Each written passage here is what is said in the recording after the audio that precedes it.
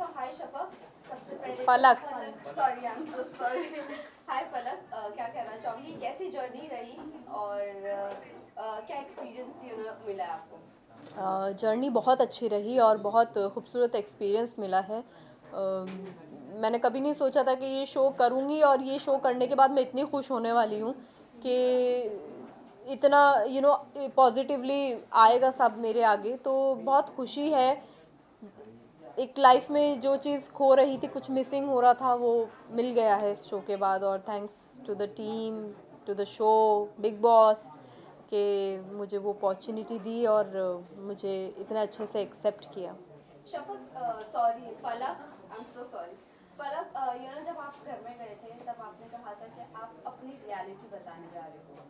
हम सबको पता है आप लोगों की लाइफ में जो भी हुआ है, बट कहीं ना कहीं ऐसे लग रहा था आपकी जर्नी में वो पूरा बैगेज आप लेकर चल रही हो। आप कुछ भी बोलने के लिए डर रही थी, क्योंकि 2-3 बार आपने पूजा मैम को भी बोला है कि मुझे बोलने में डर लगता है, या मुझे जो भी गुस्सा भी आता आप एक्सप्रेस नहीं कर पा रही थी अपने आप को। बोलने में डर नहीं लगता है, नहीं सॉरी, बोलने में डर नहीं लगता है। मैं चिल्ला नहीं सकती हूँ। और डर डर जो आप वर्ड यूज़ कर रहे हैं वो आई थिंक यहाँ फिट नहीं बैठ रहा है। ये मैंने किसी और चीज़ के लिए बोला था कि मैं एक्सप्रेस करने से डर रही हूँ या जो भी है, बट वो बैगेज नहीं। और सी, अगर वो मैंने बैगेज रखा भी, अल्टीमेटली मैं एक इंसान हूँ, मैं एक सिचुएशन से निकल के कट्टू उस घर में गई हूँ, तो मेरे लिए लाजमी है, क्योंकि बैकलैश बहुत झेला है। एक नॉर्मल इंसान जब इस तरह से कुछ फेस करता है और फिर वो एकदम से इतने सारे कैमरास के आगे आके खड़े हो जाता है ना, तो वो सिचुएशन किसी के लिए भी वैसी ही होगी जैसी मेरे लिए थी। लेकिन उस सिचुएशन के बावजूद भी मैंने वो सारी चीज़ें एक्सेप्ट की जो मुझे बोली जा रही थी, और मैं उन चीज़ों को एक्सेप्ट करके अपने ऊपर वर्क करके आगे बढ़ रही थी। तो जब ये चीज़ कोई इंसान करता है ना, तो वो बहुत स्ट्रॉन्ग चीज़ होती है। गट्स चाहिए अपनी गलतियों को मानने के लिए। मैं किसी को पॉइंट आउट करूँगी ना, वो अपनी गलती नहीं मानेगा, वो डिफेंड करेगा अपने आप को। मैंने डिफेंड नहीं किया, गलती की तो ओन किया कि हाँ की गलती। अगर कॉपी पेस्ट सुन के अफेक्ट हुई तो ओन किया कि हाँ हुई अफेक्ट। तो मुझे ऐसा लगता है कि मैंने बहुत स्ट्रांगली खेला है ये गेम खेला नहीं, एक्चुअली मैं अपने रियल में जो थी मैं रही वैसी। जैसा मैंने फील किया मैंने वो सबको दिखाया कि देखो, यू आर फ्री टू सी मी, कि ये मैं फील कर रही हूँ, ये मैं डर रही हूँ, ये तुम देखो मुझे। तो ये मैंने ये प्रिविलेज दिया सबको कि ये ऐसा मैं फील कर रही हूँ। हर चीज़ परफेक्ट नहीं हो सकती है ज़िंदगी में, मैंने बस वही बताया। शफक ने कहा था अगर कि दी आप जैसी हो वैसी दिख नहीं रही हो, सो ये जानना चाहेंगे कि फलक कैसी है, जो घर में है वैसी है या नहीं, किस जिस तरह तरह से आपने जब मुझे शहजाद का एक प्रेस कॉन्फ्रेंस हुआ था, फलक बहुत सी, स्टूडेंट थी अपने स्टैंड लेने पे। वो एक सिचुएशन थी लाइफ की, इतनी बड़ी सिचुएशन थी। उस सिचुएशन में मुझे, अगर मैं वैसे बिहेव नहीं करती, मैं अगर ऐसे बिहेव करती, तो शायद मैं संभाल ही नहीं पाती वो सिचुएशन।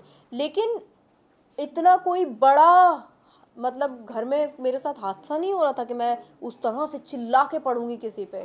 जो चीज़, जो बात नॉर्मल एक लहजे में किया जा सकता है, एक नॉर्मल टोन में डिलीवर किया जा सकता है, और इंसान तब ज़्यादा समझता है।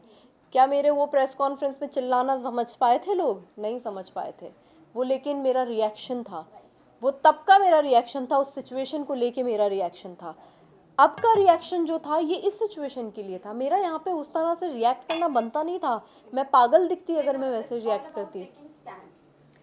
स्टैंड्स लिए, बट मेरे स्टैंड लेने का तरीका अलग होता है। मेरा ये मानना होता है कि दो लोग जब हीटेड आर्ग्यूमेंट में होते हैं तो बीच में जाके ज्ञान नहीं बांटने का, क्योंकि वो आपका ज्ञान वेस्ट जा रहा है।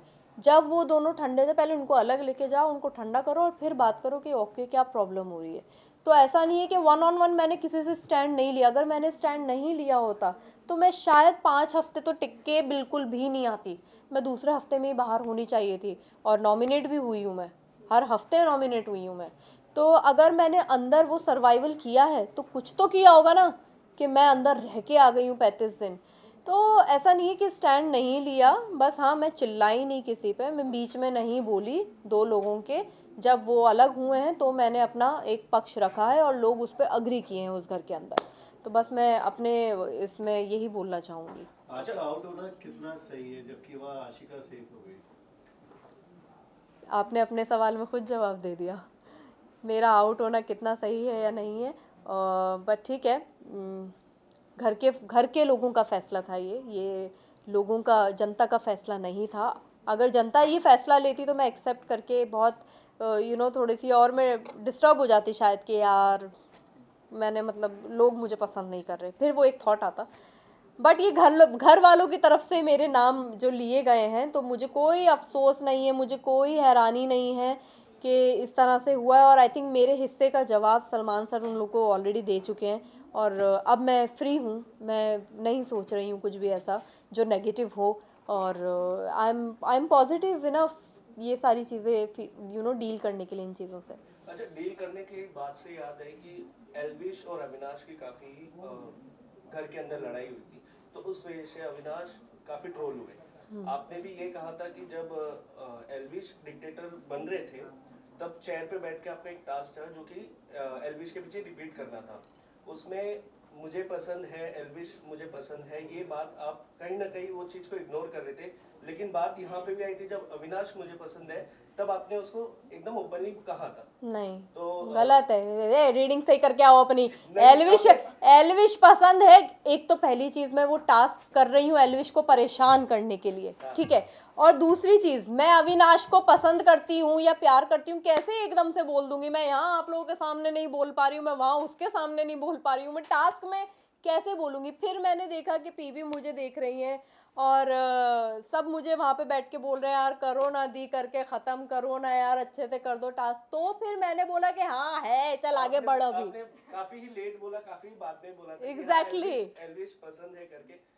माना जा रहा है कि क्योंकि एल्विश के जो फैन है वो अविनाश को उस चीज से ट्रोल कर रहे हैं। और आज ही आपका रिसेंटली एक स्टेटमेंट भी आया था कि अविनाश और एल्विश और अभिषेक मेरे अच्छे दोस्त बन सकते हैं। तो क्या यही वजह हो सकती है कि एल्विश के फैन बेस से ट्रोल होने से बचने से क्या आप उनको दोस्ती का हाथ बढ़ा रहे हो? मुझे फ़ैन बेस से बचने की कोई ज़रूरत नहीं है। ऑलरेडी मैंने लाइफ में बहुत बैशिंग झेल ली है अपनी, तो ये ट्रोलिंग रोलिंग से कोई फ़र्क नहीं पड़ता है ऑनेस्टली स्पीकिंग। हाँ, लेकिन जो है बात बोलने की वो मैं बोलूँगी। तो अगर एल्विश अच्छा है तो अच्छा ही बोलूँगी, अगर एल्विश के अंदर कोई कमी है तो मैं उसकी कमी निकाल के उसको बोलूँगी। मतलब अब अपनी लाइफ की इस स्टेज पे आके मैं कल नहीं आई हूँ ना सोशल मीडिया पे, मैं भी हूँ सोशल मीडिया पे सालों से। तो मुझे इन चीज़ों से फ़र्क नहीं पड़ता है और मैं कॉन्स्टेंटली उनके फैंस को ये बात बोल रही हूँ कि कुछ भी ऐसा मत बोलो या करो कि कल को जब आप जिनके फ़ैन हो वो लोग बाहर आएँ तो वो नज़र ना मिला पाएँ। तो आप उनको डिसरिस्पेक्ट मत करो, या आप मुझे नहीं डिसरिस्पेक्ट कर रहे हो, मेरे पे कोई फ़र्क नहीं पड़ेगा। कहीं ना कहीं ये भी माना जा रहा है, ग्रुपिज्म, जहाँ पे आप अविनाश और पूजा जी एक तरफ थे और बाकी पूरे घर के मेंबर्स अलग थे। इस वजह से आपको काफी वोट नहीं मिल पाए और लाइक इन द हाउस रहने के लिए आपको इस वजह से ही बाहर होने का ये बड़ा एक कारण लगा। नहीं, मैं बहुत स्ट्रॉन्ग कंटेंडर थी और ये बात अभिषेक भी जानता था और अभिषेक और उनके साथी बैठ के ये बात डिस्कस करते थे। अभिषेक ने आके कई बार ये बात बोली कि आप बहुत स्ट्रॉन्ग अपने ओपिनियंस रखते हो लेकिन आप सबके बीच में नहीं आते। और 1.5-2 हफ्ते से तो मेरा बहुत स्ट्रांगली एक ओपिनियन आ रहा था निकल के, और वो चीज़ सबको फील भी हो रही थी। तो इंसान कंपटीशन से सबसे पहले उसी को निकालता है जिसको वो अपना कॉम्पिटिटर समझता है। वो चाहते तो जेड को निकाल सकते थे but Z is no harm, Z से कोई हार्म नहीं है किसी को, जेड सबके लिए प्यारा है। तो मैं इजी टारगेट रही उनके लिए। अविनाश को they don't consider and I wish कि अब अविनाश खेले और वो अब जो उन्होंने इतना टेक ऑन फॉर ग्रांटेड ले लिया है तो मैं चाहती हूँ कि अब वो गेम खेल के समझाए कि भाई हल्के में मत लो, क्योंकि हल्के में उस घर में कोई है नहीं, सब वहाँ पे एक से बढ़कर एक लोग हैं और सब डिजर्विंग है, बट अल्टीमेटली ट्रॉफी किसी एक को ही जीतनी है यार। क्या पूजा आपसे ज़्यादा